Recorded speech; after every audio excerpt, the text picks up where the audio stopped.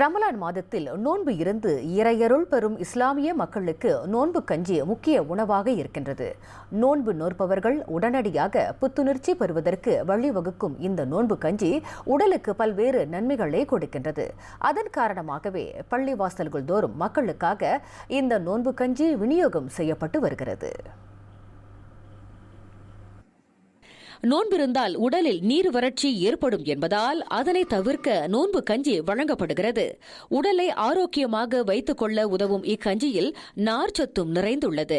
ரமலான் மாதம் முழுவதும் காலை முதல் மாலை வரை எதுவும் சாப்பிடாமல் நோன்பிருந்து அதனை துறந்து பின்னர் திட உணவுகளை சாப்பிடுவார்கள்.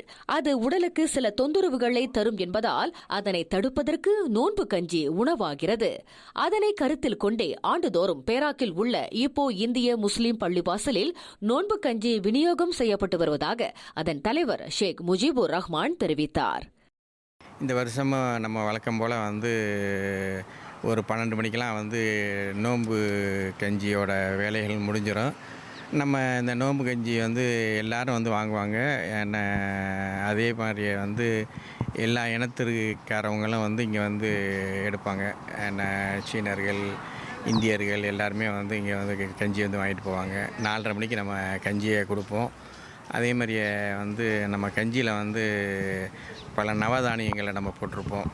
தினமும் மாலையில் நோன்பு கஞ்சி விநியோகம் செய்யப்படுவதாகவும் அனைத்து மதத்தை சேர்ந்த நூற்றுக்கணக்கான மக்கள் அதனை பெற்று செல்வதாகவும் பள்ளிவாசலின் நிர்வாக தரப்பினர் கூறினர்.